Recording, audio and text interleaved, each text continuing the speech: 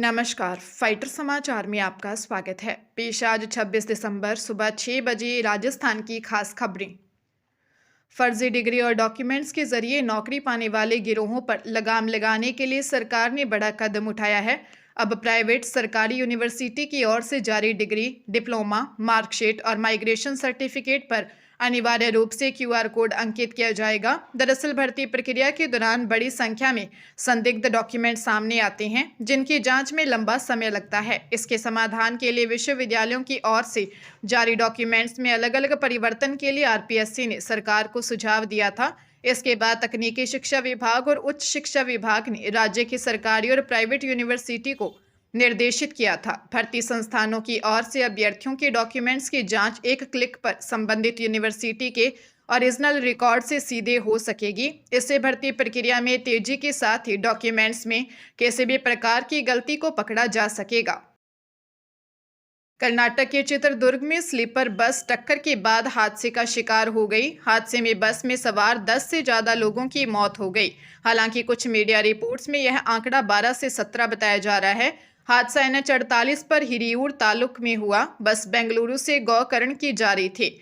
Reports के मुताबिक बस में 30 से ज्यादा यात्री थे। प्रत्यक्षदर्शियों ने बताया कि देर रात तेज रफ्तार लॉरी डिवाइडर तोड़कर दूसरी तरफ से जा रही प्राइवेट कंपनी की सीबर्ड ट्रांसपोर्ट की बस से टकरा गई। उस समय यात्री सो रहे थे, इस कारण उन्हें खुद को बचाने का मौका नहीं मिला। पुलिस का कहना है कि ज्यादातर यात्रियों ने टिकट ऑनलाइन बुक किए थे। इससे पुलिस को उनके फोन नंबर मिल गए हैं। उनके परिवारों से संपर्क करने की कोशिश की जा रही है। हरियाणा, दिल्ली और राजस्थान के रेल यात्रियों के लिए खुशखबरी है। नववर्ष के दौरान यात्रियों की बढ़ती भीड़ को देखते हुए रेलवे ने बड़ी सुविधा दी है। उत्तर रेलवे द्वारा कुरुक्षेत्र और फुलेरा शकूर बस्ती फुलेरा के बीच 2 जोड़ी अनारक्षित स्पेशल ट्रेनों के संचालन का निर्णय लिया गया है। ये ट्रेनें पूरी तरह अनारक्षित होंगी, जिससे यात्री सामान्य टिकट लेकर आसानी से यात्रा कर सकेंगे। रेलवे अधिकारियों के अनुसार ट्रेन नंबर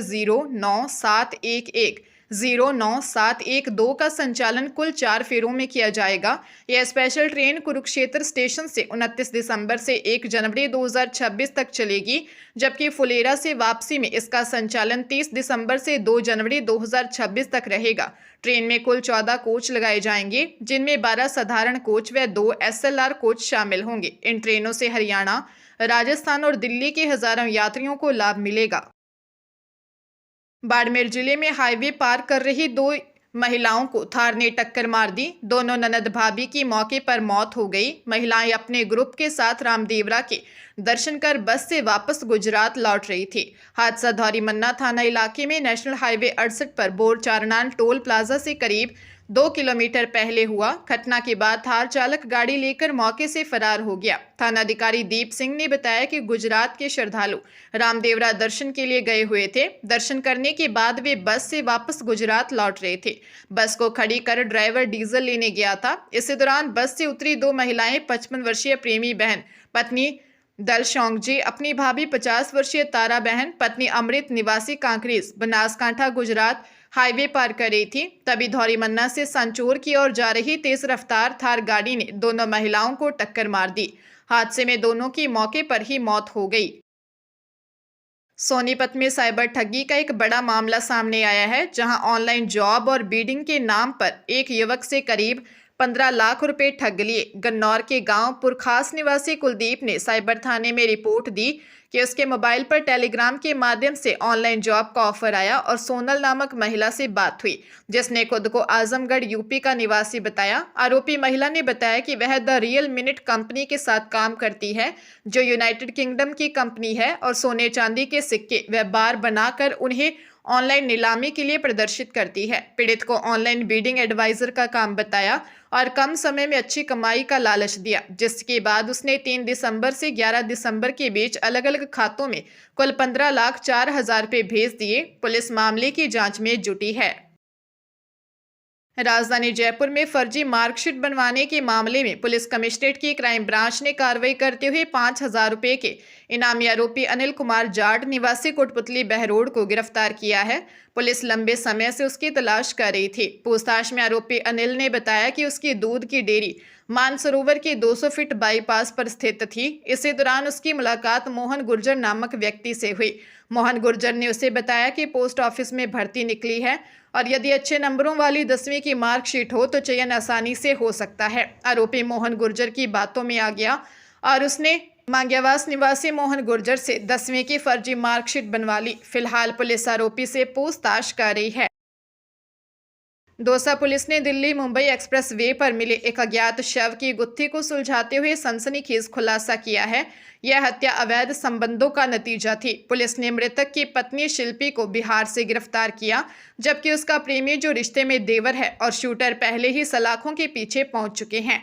बिहार भोजपुर निवासी आशानंद पांडे साल 2023 में काम की तलाश में जयपुर आया और विश्वकर्मा इंडस्ट्रियल एरिया में मजदूरी करता था। इसी बीच उसकी पत्नी शिल्पी के संबंध रिश्ते के देवर धर्मेंद्र शर्मा से हो गए, जो इलाहाबाद हाई कोर्ट में काम करता था। आशानंद को इस प्रेम प्रसंग का पता चला तो पति को रास्ते से हटाने के लिए पत्नी और प्रेमी ने मिलकर हत्या की साजिश रची। 10 महीने पहले हुए इस हत्याकांड के लिए धर्मेंद्र ने यूपी के शूटर राम सुंदर को बुलाया और महज 20,000 में अपने बड़े भाई समान आशानंद पांडे को मारने की सुपारी दी। मर्डर प्लानिंग में आशानंद की पत्नी ही मास्टरमाइंड थी। पर्यावरण संरक्षण को लेकर एक महत्वपूर्ण और दूरगामी आदेश पारित करते हुए पंजाब एवं हरियाणा हाई कोर्ट ने पूरे पंजाब में अदालत की पूर्व सुनवाई के बिना पेड़ों की कटाई पर रोक लगा दी है। अदालत ने स्पष्ट किया है कि अगली सुनवाई या विशेष अनुमति के बिना राज्य में कहीं भी पेड़ नहीं काटे जाएंगे। यह आदेश मोहाली के एयरपोर्ट रोड पर प्रस्तावित लगभग 250 पेड़ों की कटाई के खिलाफ दायर एक जनहित याचिका पर सुनवाई के दौरान दिया गया। याचिका में आरोप लगाया गया था कि विकास परियोजनाओं के नाम पर पर्यावरणीय मानकों और वैधानिक प्रक्रियाओं की अनदेखी करते हुए बड़े पैमाने पर पेड़ों की कटाई की जा रही है। मामले की गंभीरता को देखते हुए हाईकोर्ट ने पंजाब सरकार को नोटिस जारी करते हुए जवाब तलब किया है और पूछा है कि राज्य में विभिन्न परियोजनाओं के तहत हो रही पेड़ों की कटाई को लेकर अब तक क्या ठोस पर्यावरणीय आकलन और वैधानिक अनुमति ली गई है। राजस्थान के न्यायिक इतिहास में संभवतः पहली बार न्याय की ऐसी मिसाल देखने को मिली है, जहां कोर्ट ने महज 5 दिन के भीतर ट्रायल पूरा कर फैसला सुना दिया। कोटपुतली बहरोड जिले में बाइक चोरी के एक मामले में कोर्ट ने आरोपी को दोषी करार देते हुए जेल की सलाखों के पीछे भेज दिया है। यह ऐतिहासिक आदेश जिला एवं सत्र न्यायाधीश रवि शर्मा के मार्गदर्शन में एसीजेएम सिमरन कौर ने सुनाया। कोर्ट ने मामले की गंभीरता और पुलिस द्वारा पेश किए गए ठोस सबूतों के आधार पर महज 5 दिन के ट्रायल में आरोपी को 2 साल के कठोर कारावास की सजा सुनाई है। साथ ही दोषी पर 5,000 रुपये का आर्थिक जुर्माना भी लगाया है। इस त्वरित न्याय के पीछे स्थानीय पुलिस की मुस्तैदी भी बड़ी भूमिका रही। पुलिस ने न केवल आरोपी को समय रहते दबोचा, बल्कि कोर्ट के समक्ष आधुनिक डिजिटल और इलेक्ट्रॉनिक दस्तावेज पेश किए। उदयपुर में चलती कार में प्राइवेट आई कंपनी की मैनेजर से गैंगरेप के तीनों आरोपियों को सुखेर थाना पुलिस ने गिरफ्तार कर लिया है। एसपी योगेश गोयल ने बताया कि तीनों आरोपियों से पूछताछ में सामने आया कि 20 दिसंबर की रात होटल में पार्टी हुई थी। पार्टी के बाद करीब 3 घंटे तक आरोपियों ने पीड़िता को कार में इधर उधर घुमाया। उसके बाद उसके साथ रेप की घटना को अंजाम दिया। वही मामले में जांच अधिकारी एएसपी माधुरी वर्मा द्वारा आरोपियों से पूछताछ जारी है। पुलिस के अनुसार युवती ने बताया कि वह एक प्राइवेट कंपनी में मैनेजर है। 20 दिसंबर को कंपनी के सीईओ की बर्थडे और न्यू ईयर पार्टी थी। पार्टी सौभागपुरा स्थित एक होटल में हुई थी। युवती ने बताया कि पार्टी में कंपनी के सीईओ, महिला एग्जीक्यूटिव हेड भी थे, जिन्होंने रात को उसे घर छोड़ने के बहाने रास्ते में गैंगरेप किया। टोंक जिला स्पेशल टीम ने साइबर अपराधियों के खिलाफ बड़ी कार्रवाई की है। 70 लाख रुपए की साइबर ठगी का खुलासा कर 3 युवकों सलमान निवासी जामडोली, खुशीराम चौधरी निवासी मोटुका और विजयरज सैनी निवासी गणेश नगर को डिटेन किया है। इनके कब्जे से mobile, ATM card, Apache RTR power bike को जब्त किया है।